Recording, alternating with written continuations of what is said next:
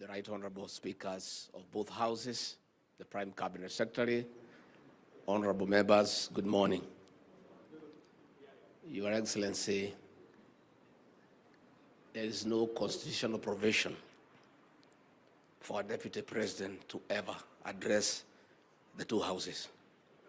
So let me take advantage and circumvent our constitutional provisions and address the members of the two houses. Your Excellency, I'm very delighted to accompany you here this morning to come back to Parliament, where I spent 5 years and had a very good time.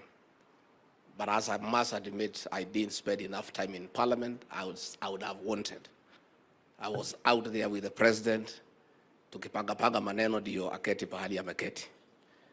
If I was to have another chance, I would have spent more time. But I want to congratulate the Parliamentary Service Commission for the Buget Towers. We have gone round.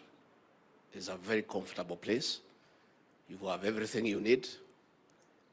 Please do justice in that good environment by putting hard work and serving the people who sent you to Parliament in terms of oversight and representation and making good laws. Yangu tu ni kusema hiyo pahali vile nimeona imekaa, watu wengi sana wangetaka kuja kuketi hapo. Najua mimi ni mtu ya kusema ukweli. Sasa hiyo comfort nimeona pale, mkaekae hapo Friday, mteremuke mashinani.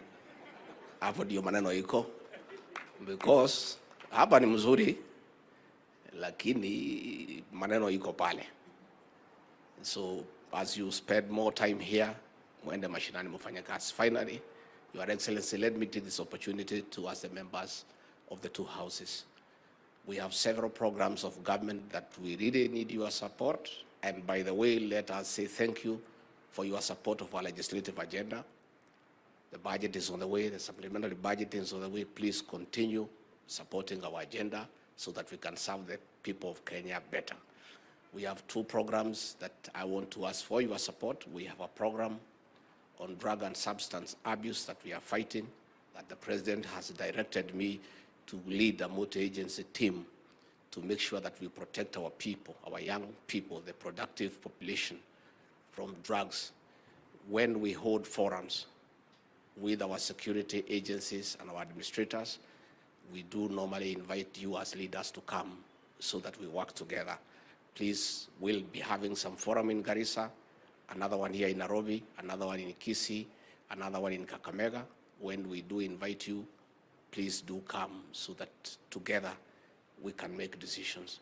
And let me confirm for the avoidance of doubt that this administration under President William Ruto has tremendous respect for elected leaders across the political divide.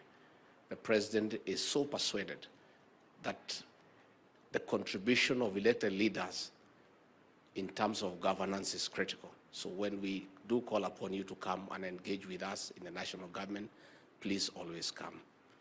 Mimi natakia nyinyi mema. We miss politics a lot kwa sababu hii kazi rais amepanga ya uchumi na nini imetutoa kwa siasa. Tuko kwa numbers, kupiga hesabu nini ni kazi ngumu. Sasa nimeona Honorable Mishi Mboko here. Ameongea vizuri sana, dada yangu. You've spoken very well. Sasa nikauliza rais, is this Mishi Mboko ile mjumbe ya Likoni? Because he speaks very well mkikutana huko. Lakini akifika pale akishika microphone, anatoa maneno mpaka unashangaa. So I think politics is very interesting. With those very many remarks, let me request you to be upstanding and help me to usher in the President of the Republic of Kenya, Dr. William Ruto, to come and address you. Mr. President. Asanteni sana. Tafadhali tuketi.